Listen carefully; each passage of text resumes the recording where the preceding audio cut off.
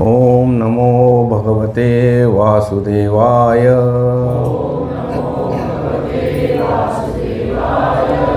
ओम नमो भगवते वासुदेवाय।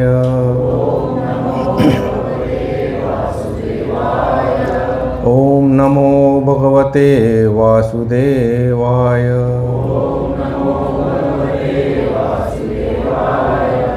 नारायणं नमस्कृत्य नरं चैव नरोत्तमं देवीं सरस्वतीं व्यासं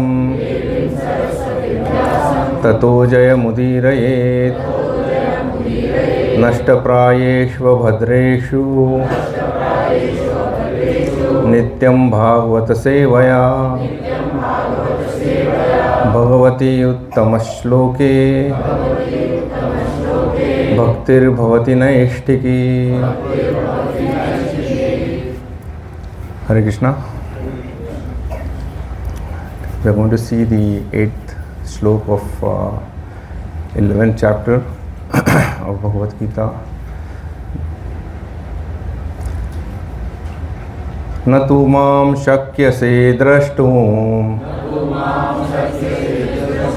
अनेनैव स्वचक्षुषा दिव्यं ददामि ते चक्षुः पश्य मे योगमैश्वरम्। न तु मां शक्यसे द्रष्टुम् अनेनैव स्वचक्षुषा दिव्यं ददामि ते चक्षुः पश्य मे योगमैश्वरम्। न तु मां शक्यसे द्रष्टुम् अनेनैव स्वचक्षुषा दिव्यं ददामि ते चक्षुः पश्य मे योगमैश्वरम्।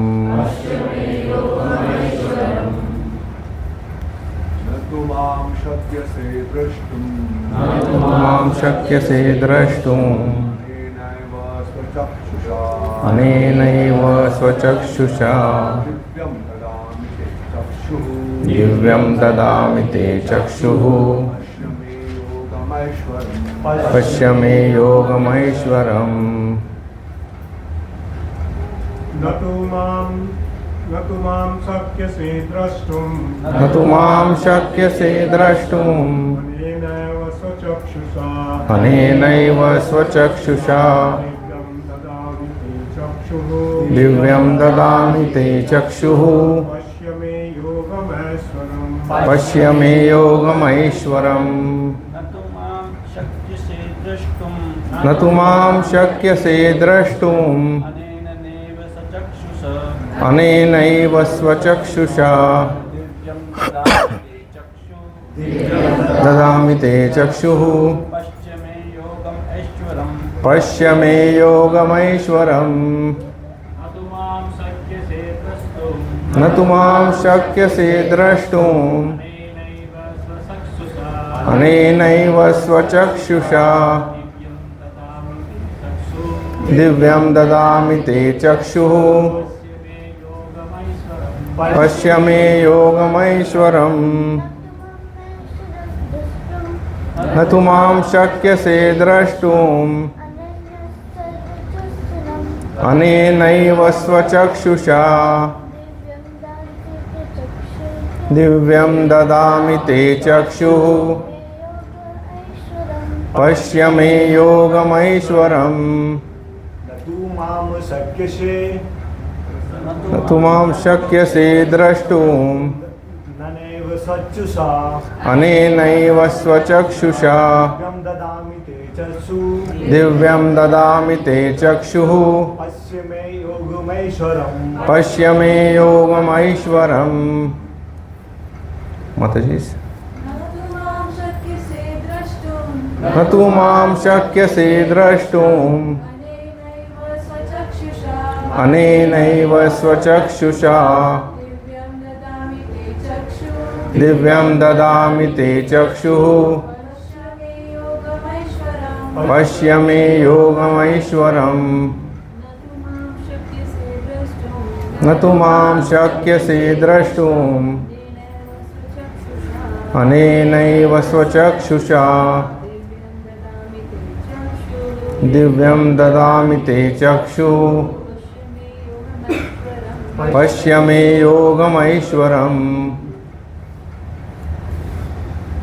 Krishna. Synonyms, translation and purport by A.C. Bhaktivedanta Srila Prabhupada. Srila Prabhupada ki jai. Iha, in this ekastham, in one place, Jagat, the universe, Krishnam, completely, Pashya, see, Adya, I think this is wrong. It is the previous sloka.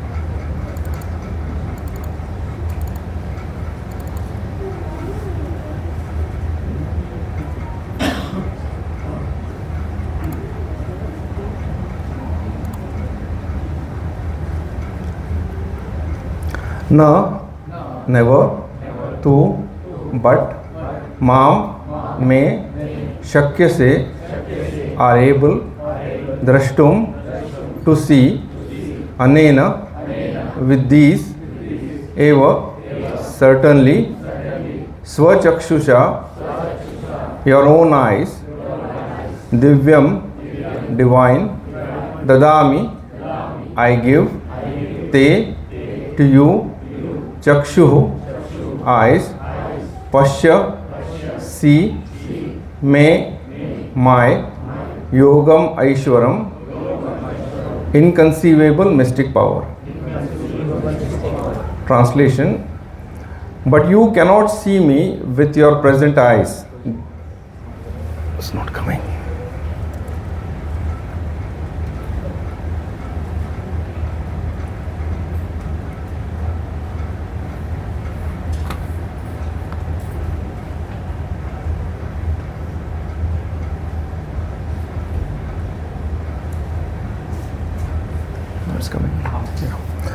But you cannot see me with your present eyes. Therefore, I give you divine eyes. Behold my mystic opulence. Purport: a pure devotee does not like to see Krishna in any form except his form with two hands. A devotee must see his universal form by his grace, not with the mind, but with spiritual eyes. To see the universal form of Krishna, Arjuna is told not to change his mind but his vision.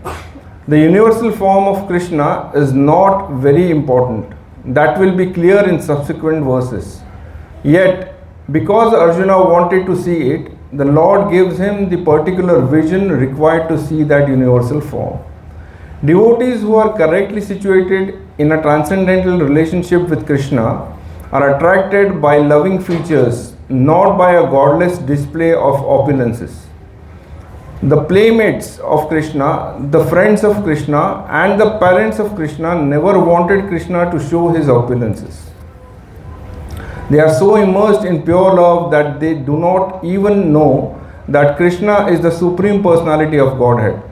In their loving exchange, they forget that Krishna is the Supreme Lord. In the Srimad Bhagavatam, it is said that the boys who play with Krishna are all highly pious souls, and after many births, they are able to play with Krishna. Such boys do not know what Krishna is, the Supreme Personality of Godhead. They take him as a personal friend. Therefore, Sukadeva Goswami recites this verse: Itham satam brahma sukha bhutya dasyam gatanam para daivatena maya shrita nam nara darakena sakam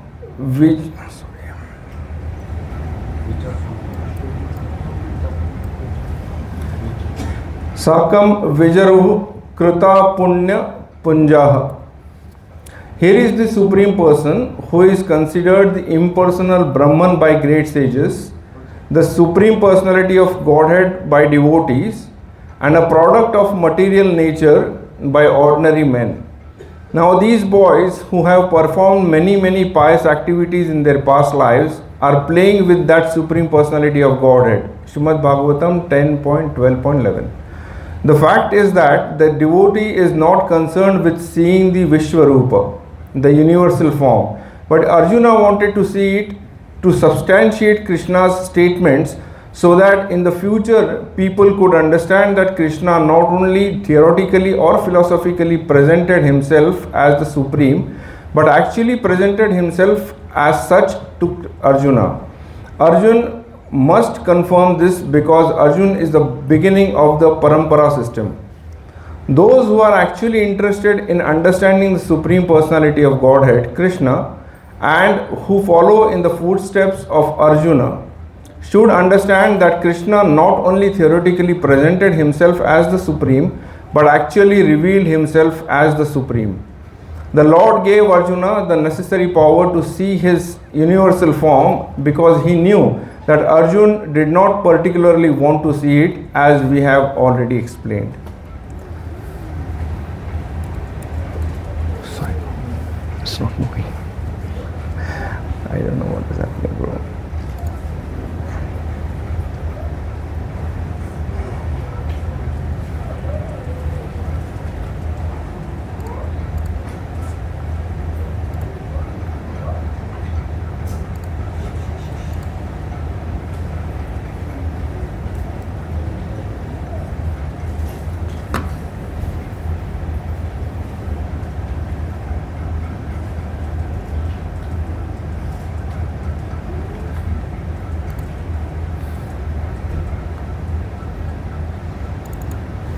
I'm sorry for the technology.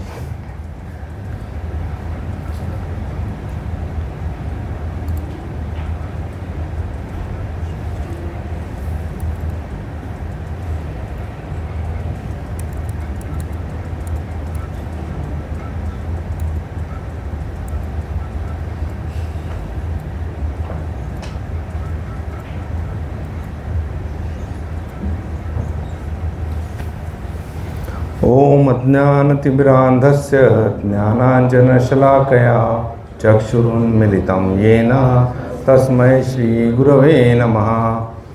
श्रीचैतन्यमनोभीष्टं स्थापितं येन भूतले स्वयं रूप कदा मह्यं ददाति स्वपदान्तिकं।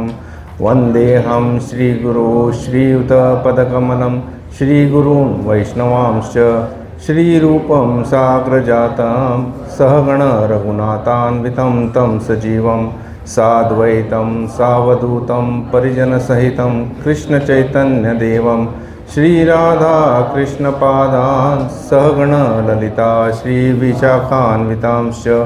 हे कृष्ण करुणा सिन्धु दीनबन्धो जगत्पते गोपेश गोपिकान्त राधाकान्त नमोस्तुते। तप्त कांचन गौरांगी राधे वृंदावनेश्वरी वृषभानुसुते देवी प्रणमामि हरिप्रिये। वाञ्छाकल्पतरुभ्यश्च कृपा सिन्धुभ्य एव च पतितानां पावनेभ्यो वैष्णवेभ्यो नमो नमः। नमो विष्णुपादाय कृष्णपृष्ठाय भूतले श्रीमते भक्तिवेदांत स्वामिनिति नामिने। नमस्ते सारस्वते देवे गौरवाणी प्रचारिणे निर्विशेष शून्यवादी पाश्चात्य देशतारिणे। जय श्री कृष्ण चैतन्य प्रभु नित्यानंद श्री अद्वैत गदाधर श्रीवासादि गौर भक्तवृंद। हरे कृष्णा कृष्ण कृष्ण हरे हरे, हरे Ram Ram Ram Hare Hare. Hare Krishna. First of all, let me thank Prakash Prabhu and all the other Vaishnavas to give me this opportunity for which I do not qualify at all. I am just taking this opportunity whenever it is given to me, so that I can learn something, I can purify myself.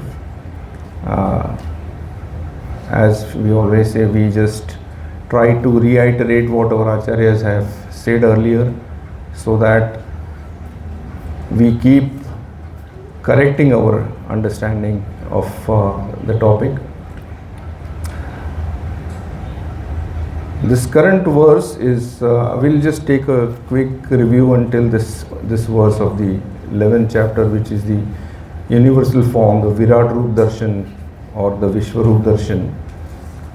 In the first 4 shlokas, Arjuna has glorified Krishna and finally requested him to show this Virat Roop. He says, all the opulences that you have explained I have understood, but I want to see them right in front.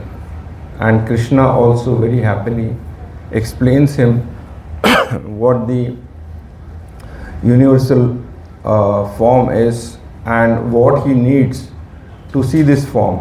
And this particular shloka talks about what he needs to see this form and what are the 2 main themes of this particular shloka. So in the last 4 shloka, Krishna is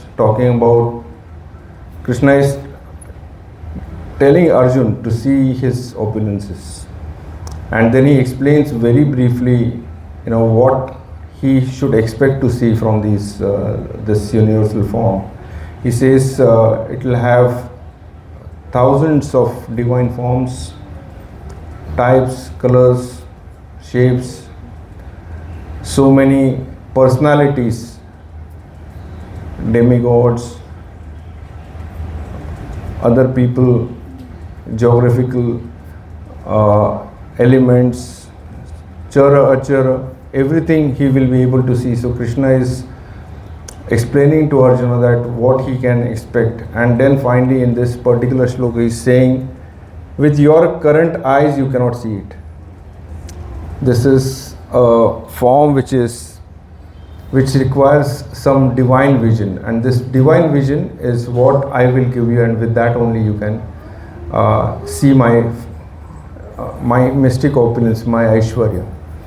So we'll just see what are the 2 major aspects in this particular shloka.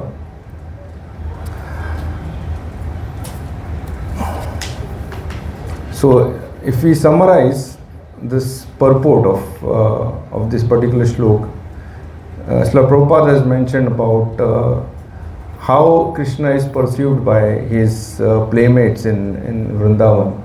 They do not see him as a Supreme Personality of Godhead. For them he's their everyday playmate. He is their boyfriend, and even if somebody tells them that Krishna is Supreme Personality of Godhead, they will never trust. Even if they see Krishna killing so many demons right in front of their eyes, they will say, no, you are our friend, you got some strength and you kill them, but finally you have to come and play with us. So that's the understanding that the childhood friends of Krishna from Vrindavan have about Krishna. And Srila Prabhupada also refers to a slok from Srimad Bhagavatam, wherein he says how different people pursue Krishna. This is basically to make us understand that what we should expect from this universal form in the coming chapter, and how we should approach and what we should understand from this particular universal form. So in this verse from Srimad Bhagavatam, Srila Prabhupada is mentioning about how some people look at Krishna as impersonal Brahman, and some people look at him as Supreme Personality of Godhead, and a product of material nature by ordinary men. So ordinary men who are not devotees, they look at Krishna as an ordinary person. He's a person of matter. And so these are the 2 different themes of this particular shloka, what we should understand, what we should get from this shloka. It's not a very big shloka, but it gives us the reason why Krishna is saying what he is saying in that particular shloka. So these two themes are the divine eyes, the divine vision, and he says you will need these divine eyes, divine vision to see my yogam aishwaryam, my mystic opulences. So we will see why this divine, what is this divine vision, and what are the mystic opulences of Krishna that Krishna wants Arjuna to see. So the divine vision, the divya chakshu, they are not physical chakshu, they are not physical eyes, they are this is a concept that we should understand, that this divine eyes are needed because our material eyes have their own limitations, and this form is a transcendental form. So with this material eyes we cannot see the transcendental form of Krishna, and this is not only a transcendental form, this is a specially manifested form by Krishna to make Arjuna and all others understand what Krishna is, what is his position. And who gets this special vision? Somebody who is like Arjuna. Arjuna was he did not get this vision because he was friend of Krishna. Arjuna got this special vision because he was a Ananya Bhakta of Krishna. He was a pure devotee of Krishna, and that is one qualification. We will see also the qualifications that are required to get this vision. And one of those qualifications is you should be a Ananya Bhakta of Krishna, and then only Krishna will bestow this vision onto you. In this purport also, Srila Prabhupada explains that Krishna is giving this divine vision to Arjuna so that he does not change his mind. Arjuna should not change his mind, he should only change his vision to seek Krishna, because the relationship that Arjuna has with Krishna, that will get changed if he changes his mind. So he should not change his mind, he should only change the vision and see the opulence of Krishna. He should only understand the opulence of Krishna, and he should not change his mind. So we'll see some aspects of this divine eyes or the divine vision that was given. So basically this is about the human limitation and the divine reality. So as we discussed just now, we have our limitations of the material eyes have their limitations, and with those material eyes we cannot see the transcendental or the divine form of Krishna. So that is one reason why this vision was given by Krishna. Also, Arjuna did not get this vision because he made any efforts to get this vision, not because he asked for it. He got this only because of the mercy of Krishna. Only if Krishna has to grace this vision to you, not anybody or everybody will get this vision. And Krishna will grace, or Krishna will do this mercy only to his Ananya Bhaktas to see this divine form. Vision beyond the material. So this universal form was not only a matter, it had so many things in it. It had time. So with our material eyes we cannot see time, right? So in order to make Arjuna understand the difference in time, the kala, he needed the vision which was beyond matter, beyond material. So this divine vision also made him eligible, or made it possible for him to understand beyond material, beyond matter. The symbol of higher consciousness. So there has to be a higher consciousness towards Krishna. So again, it is something like you trust, you completely trust and surrender to Krishna, that is the higher consciousness we are talking about. So once you surrender to Krishna, Krishna will bestow this vision to you, these eyes to you, so that you can see his form.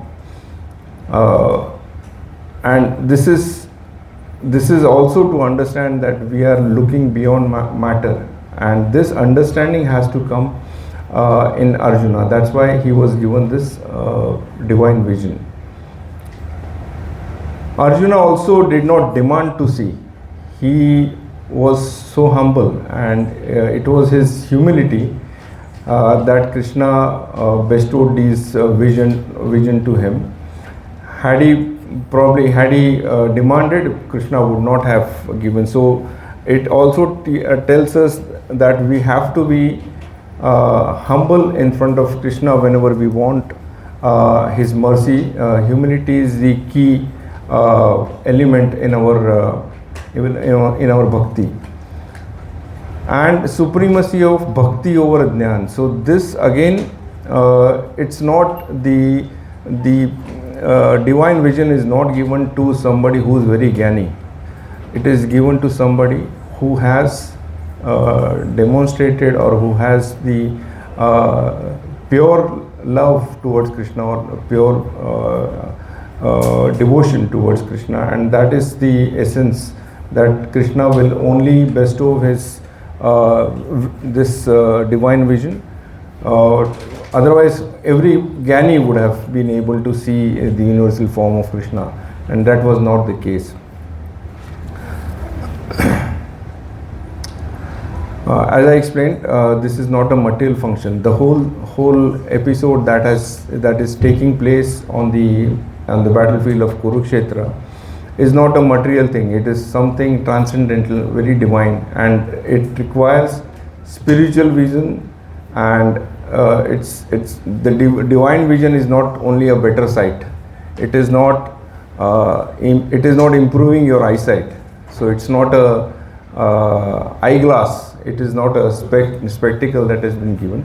It is a total new understanding given to Arjuna, so that with his spiritual approach he can appreciate the universal form of Krishna. The consciousness has to be absolutely purified in order to get this divine vision. And with the purified consciousness, so Arjuna has displayed in the 10th chapter and in the beginning of the 11th chapter that he has completely understood the form of Krishna. He has completely surrendered to Krishna, and that is the purified consciousness. So his consciousness is totally purified, and then he gets the Lord's mercy to get these divine eyes. And Arjuna's request triggers this mercy. So his request, so had Arjuna not asked, probably Krishna would not have shown this universal form. But Arjuna, as we have seen in the past, Arjuna is actually representing all of us, and he wants to make sure that and Krishna is also so eager so that the non-devotees will also get to understand that nobody, and Srila Prabhupada also always says that anybody comes and says I am the God. So for such people, this universal form, the Virat Roop, was very essential, and Arjuna became the means of revealing this universal form to the world.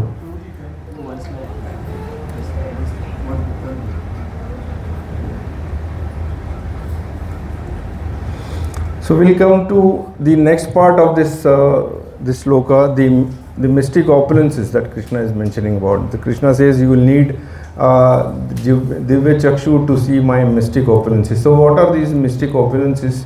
Most of them we've already seen in the 10th chapter. Krishna has very elaborately explained what opulences he has. Anybody remembers how many opulences we saw in the 10th chapter? 82. Okay. And there were so many categories in which we saw those opulences. So all these are going to be, so that was the trailer, now it is going to be the whole movie for Arjuna, and all those opulences are going to come in front of him. And so what are the mystic opulences that Krishna is talking about? So Krishna is unlimited and all encompassing. So Krishna is the source of everything, we always say, right? He is and he is Ananta. He has no end. So that is what is going to be seen in this universal form.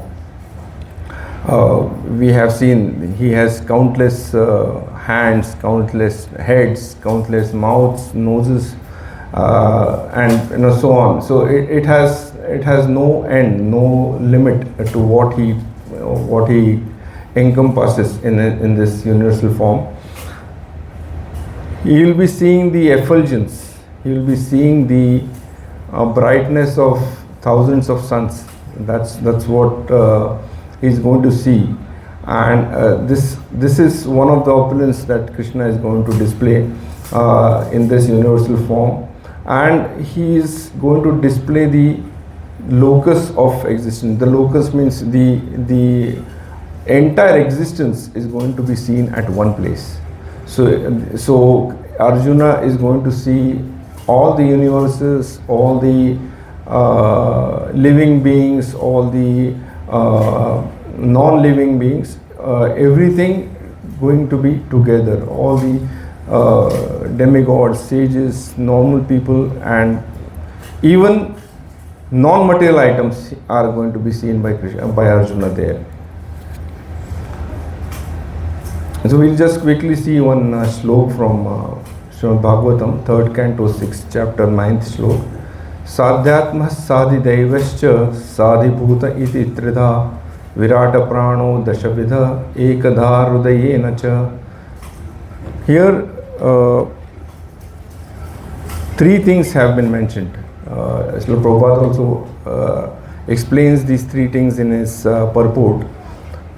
There are three things which is represented by 3, 10 and 1 about this universal form. Let's see the translation. The gigantic universal form is represented by 3, 10 and 1 in the sense that he is the body and the mind and the senses. He is the dynamic force of all movements by 10 kinds of life energy, and he is the one heart where life energy is generated. So this is the 3, 10 and 1. The body, mind and sense. So all this is in this universal form. The internal controller, the 10 types of air which were discussed in that sloka from Srimad Bhagavatam. I'm not going to go into the details of what are these 10 airs called, the air that we breathe, the air that moves all over bodily parts, and there are so many. So there are all 10 types of, but these airs are actually running us, and this is what the universal form is going to display by these 10 elements. So that is the controller, and the whole thing is run by the heart, and the heart is one.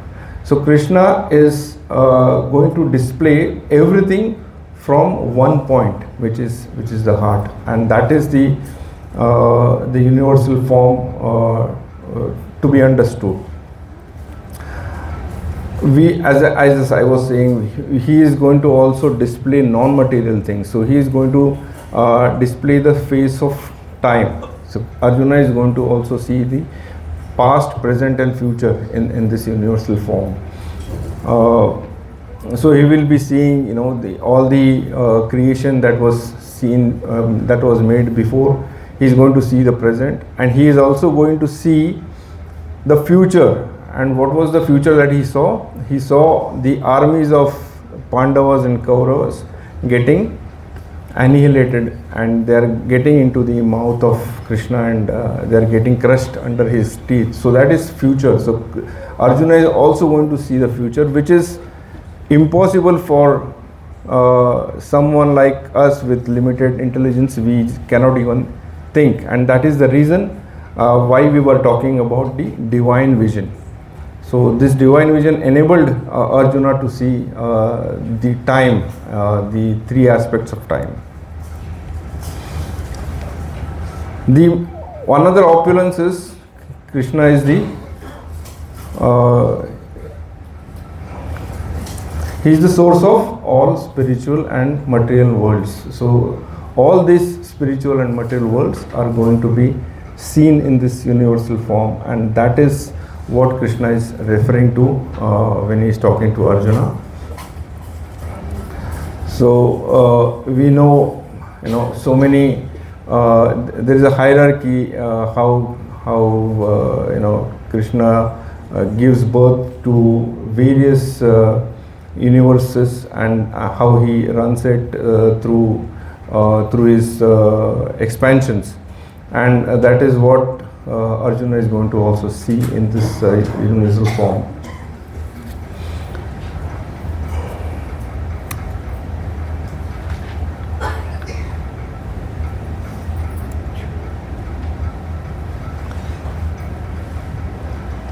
So in the opulences also we will see the natural elements which we've seen in the 10th chapter. So all those will be seen. The water, sun, moon, the planets, earth, heat, fire, everything is going to be seen. The life force, the jivan, all the jivas, all the non-living entities. The sacred sound is going to be there in the universal form, and the supreme qualities, the intelligence, prowess, everything is going to be seen in the universal form. And so the universal form is actually a display of what we call as Achintya Bheda, the inconceivable paradox, that Krishna is the source of everything, but he is not attached to anything. So we will see the entire universal form, but we will see Krishna is totally separate, totally detached from this particular form. He pervades everything, and yet he is away. He is the minutest and he is the largest. So the complete paradox is going to be seen, which is called the Achintya Bheda in this particular universal form. And as we mentioned earlier, this is the qualification. What is the qualification to see this particular universal form? Is the most important qualification is that you should be a pure devotee of Krishna, and that only purely qualifies you for seeing Krishna and his various forms. Again, revelation, this is another qualification. I thought it is through grace, through Krishna's mercy only, that he will make you see any of his forms. And this is a special form which he was showing to Arjuna. This is we have spoken about this form. This is a temporary form. This is not a permanent form. But still, it will be only mercy of Krishna that he will show this form, like he decided to show it to his mother Yashoda. We've seen already about the eyes and the vision. So the material body of this universal form is made of so many things. It is a one source. Krishna is the singular source of cosmic multiplicity. So he is the one single source of the entire universal form. There are all senses that are going to exist in this particular form. All limbs are going to be so how the universal form's body is composed, that is what we have seen here. There are other occasions when Krishna had we have also seen this before, but I'm just reiterating it here. There are other occasions when Krishna had shown a type of universal form at various occasions. Once he had shown it to his mother Yashoda when she wanted to see if he has eaten the mud. And then we know after that, now anyway, now Kartik month is coming, so that was the fallout of the Martika Bhakshan Leela of Krishna.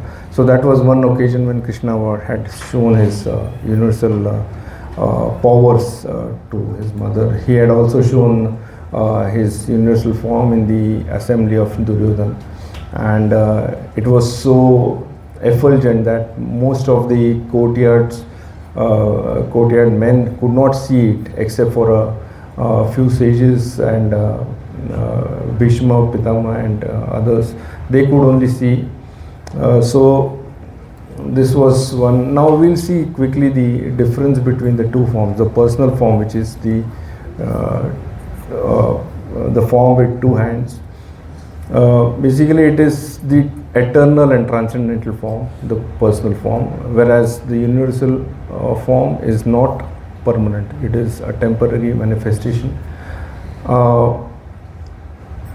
The personal form is the most beautiful form, and it is the loved form of all the devotees, whereas the universal form is little scary to see, and even a personality like Arjuna was he was in fear when he was seeing that form. So the beauty and charm of the two-handed Krishna is always the first, rather is always the choice of all the devotees. The two-handed form is actually the source. The universal form is not the source. The two-handed form is the source of all incarnations, of all rupas that he has shown on various occasions. So two-handed form is the root. It is the origin of Krishna's all rupas. It is also called that the two-handed form is Sudurdarsham, which means it is only very few people get to see the two-handed Krishna. It's not the we see Krishna in photographs, but the Krishna will not be able to see Krishna unless he has that mercy on us, and he will have that mercy only if we demonstrate our Ananya Bhakti to him.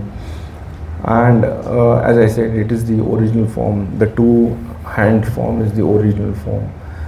The universal form is a secondary, it's an expansion, it's a manifestation which is purely temporary. So we should not confuse with the universal form, because there is a confusion. People say when the universal form, everything is seen in that form, so that must be the original Krishna, that must be the original.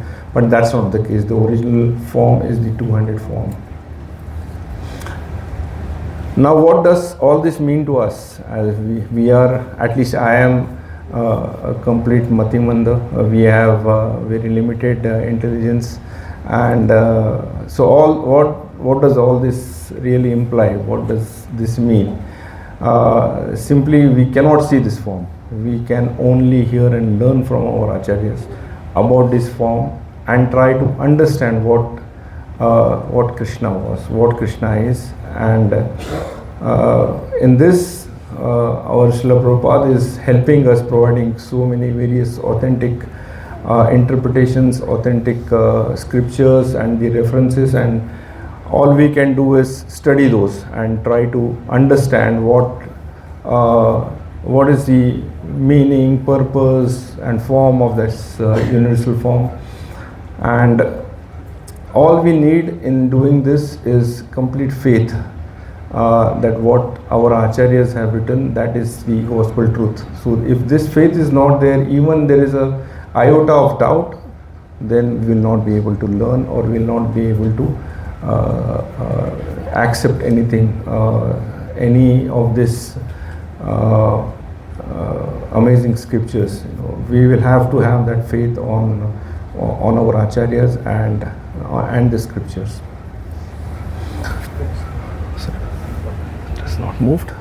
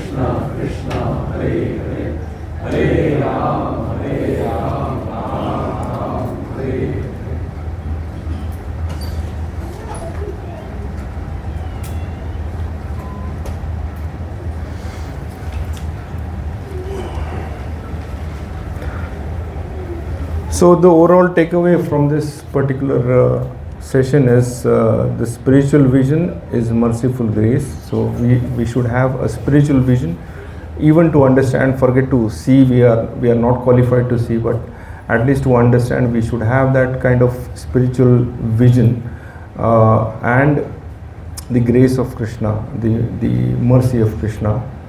The Lord controls all senses, so Lord is going to control. So if He can give us a divine vision, He can actually take that vision away from us. So He controls all our senses. So we have to use all these senses right in the service of Krishna, so that we can understand the mystic opulences, the yogam Aishwaram of Krishna. We have to purify our senses, purify our thoughts, and purify our consciousness in order to even understand the explanations of our acharyas. And as I said, we'll have to have the complete faith in the teachings of our acharyas. And the personal form surpasses the universal form. The two-handed form is always, so it will come in the following shlokas, that the pure devotee always he hankers to see the two-handed beautiful Tribhanga form of Krishna, and he is not normally interested in the universal form. Universal form is a very mystic vision, so that is not what attracts a good pure devotee. And Srila Prabhupada also explains that Virat Rupa is an imaginary form for the beginners and the neophytes, and this is to understand the universe itself, and that this universe is resting on Krishna. That is the understanding we should get from this universal form. But the advanced devotees meditate on Krishna's two-handed Shyama Sundaram form. That's the teaching from Srila Prabhupada. I was just, if we have time, we have the disappearance days of day of Srila Raghunath Das Goswami, Srila Raghunath Bhatt Goswami, and Krishnadas Kaviraj Goswami. So I'll just, I'm sure everybody knows about them, but I'm just going to quickly visit their some facts about them, so that we should at least take some inspiration, take some learnings from these great devotees of Chaitanya Mahaprabhu and the great devotees of Krishna. So we'll start with Srila Raghunath Das Goswami. He was born in a very wealthy family of Vaishnavas, and then very young age he came in contact with Lord Chaitanya Mahaprabhu. He was inspired by Nityananda Prabhu, and he took renunciation from, he left his family, he came to Jagannath Puri, started serving Chaitanya Mahaprabhu personally, and so much so that Chaitanya Mahaprabhu gave his personal Govardhan Shila to him, and he was praying that Shila for next 40 years. Extremely renunciated. He was he used to have only one leaf cup full of buttermilk every day, and later on, after Jiva Goswami left his body, he even stopped that. He served at the Shyam Kunda, Radha Kunda, and such a devout Kirtaniya he was. He was very nice routine. I was just studying about him. He used to do 64 malas every day, and 1000 obeisances to Krishna every day, 2000 obeisances to Vaishnavas every day. He used to sleep only 90 minutes a day, and that much rest we take during the day normally. Sometimes we are relaxing, we will take a nap of an hour. That was that level of renunciation. Of course, how much it is not possible to everybody, but at least we can take some inspiration from them. And then he was the writer of so many great scriptures. He is also called the Rati Manjari. He's serving in the Vrindavan as Rati Manjari in the Vrindavan Dham.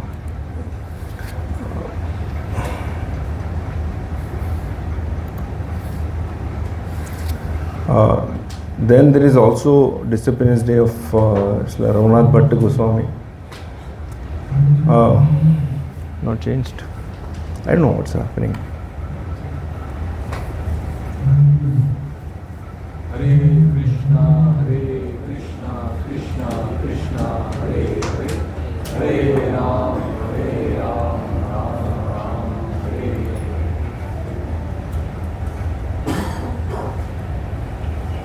It's okay, right?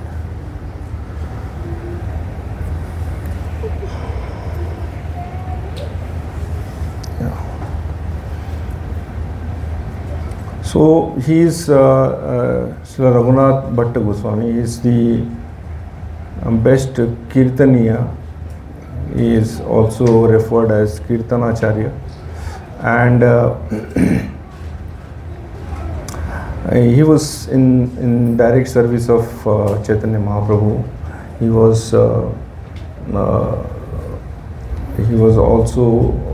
is also called to be serving in the Golok Vrindavan as Raga or Rasa Manjari, and Srila Prabhupada has highlighted his devotion to reciting Bhagavatam. He was a devout reader of Srimad Bhagavatam, and very exalted personality of the six.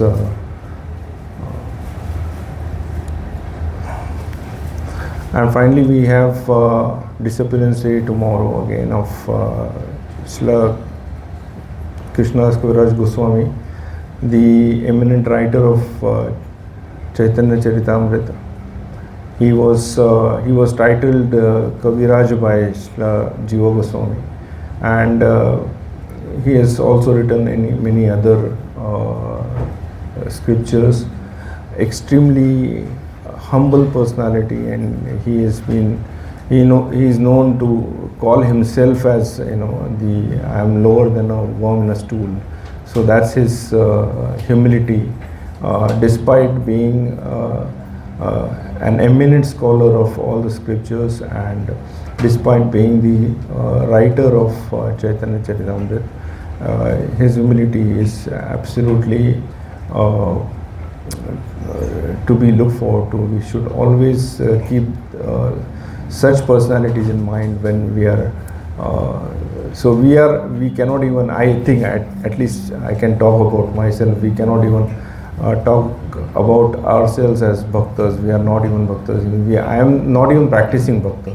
So we should always learn about these personalities and try to absorb some 0.1% from their lives.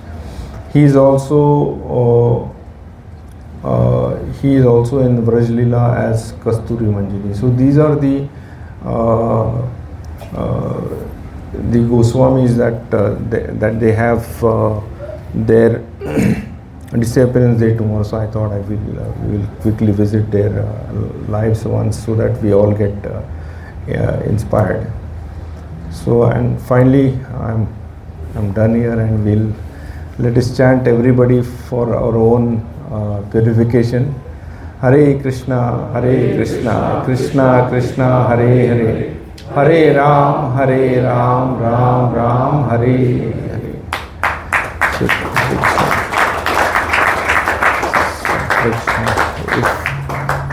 If there are any questions, I have my helmet on. So.